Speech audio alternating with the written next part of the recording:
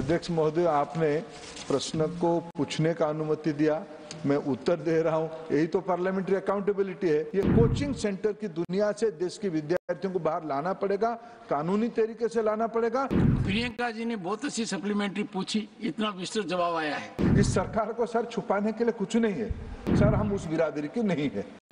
Sir, the NEP 2020 specifies the NTA will work to offer a high-quality common aptitude test, which shall aim to eliminate the need for taking coaching for these exams.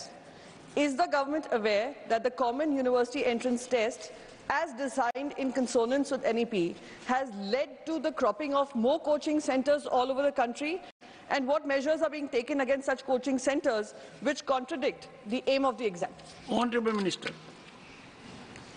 अध्यक्ष महोदय, आदरणीय सदस्य का एक प्रश्न मूल प्रश्न में है, वो उसमें उन्होंने शुरू किया क्या एनटीए पार्लियामेंट को अकाउंटेबल है कि नहीं है।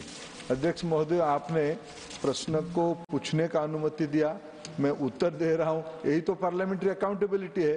इसलिए तो बिल्कुल एनटीए विभिन्न स्तर पे पार्लियामेंट के पास अकाउंटेबल है।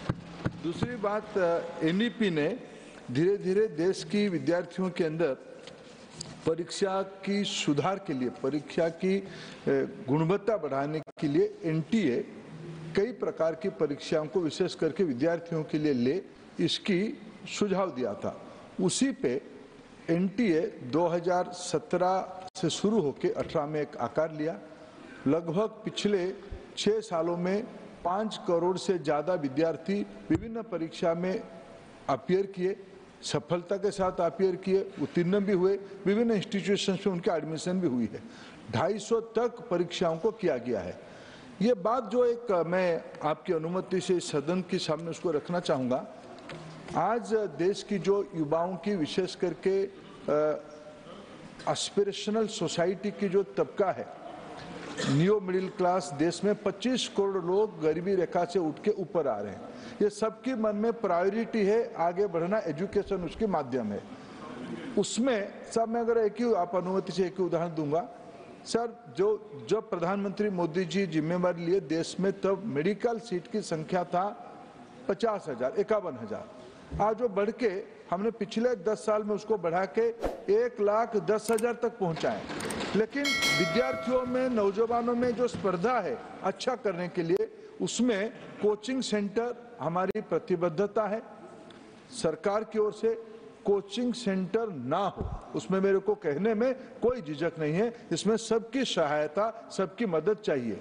शिक्षा की गुणवत्ता इतना बढ़िया हो, सरकारी स्कूल्स को फोकस किया जाए। आज हमारी सेंट्रल स्कूल और नवोदय विद्यालय उसकी मिसाल है।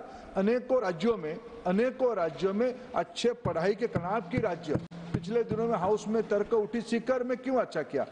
अध्यक्ष जी, मैं बाद में जाके सीकर की कुछ सामाजिक नेताओं के सामाजिक व्यक्तित्वों को बात किया।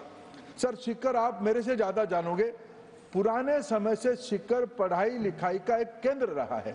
ऐसे अनेकों स्टेट बोर्ड में आधारित अनेक केंद्र है जहां पढ़ाई की अच्छा प्रायोरिटी है। धीरे धीरे हम सबकी सहमति बनाते हुए ये कोचिंग सेंटर की दुनिया से देश के विद्यार्थियों को बाहर लाना पड़ेगा, कानूनी तरीके से लाना पड़ेगा, सामाजिक तरीके से लाना पड़ेगा। हमें इसमें सबकी सहयोग चाहिए।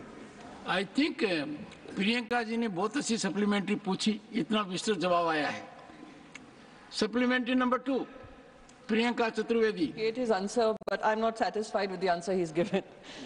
Sir, very nice that he said accountability तय कर रहे हैं, तो इसलिए पार्लियामेंट में जवाब दे रहे हैं। उम्मीद करती हूँ पार्लियामेंट्री स्टैंडिंग कमेटी में जो एनटीए चेयरपर्सन जो भी बनेंगे, वो आकर पार्लियामेंट्री स्टैंडिंग कमेटी में इन सारे सवालों का विस्तृत से जवाब देंगे। Sir question, supplementary question number 2।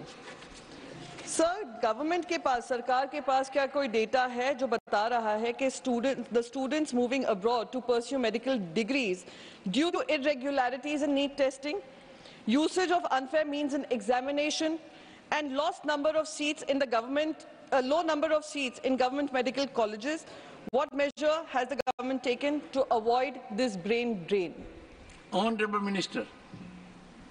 मैं अध्यक्ष महोदय, आदरणीय प्रियंका जी को कहा कि एनटीए और सरकार की कोई भी इंस्ट्रूमेंट पार्लियामेंट के अंदर, पार्लियामेंट के बाहर, अप टू सीएजी ऑडिट तक सभी प्रकार की अकाउंटेबिलिटी है। इस सरकार को सर छुपाने के लिए कुछ नहीं है। हम ये जीरो वाले थ्योरी पे पिछले दिनों में तो सरकारों में जिन मित्रों ने रहा, कोई सीएजी ऑडिट को इन्होंने जीरो की बराबर हिसाब किया था। सर हम उस बिरादरी के नहीं है, हम सभी प्रकार की अकाउंटेबिलिटी के साथ प्रतिबद्ध के साथ कहते हैं। बाकी रहा उन्होंने कहा, मैं अभी उनकी पहला सप्लीमेंट्री में उत्तर दिया, 2014 में देश में मेडिकल शिक्षा में सीट थी 51,000, today this is 1,10,000। My government is committed to open a medical college gradually in each district of country. इसलिए यह विषय हमारे ऊपर बेबुनियाद आरोप।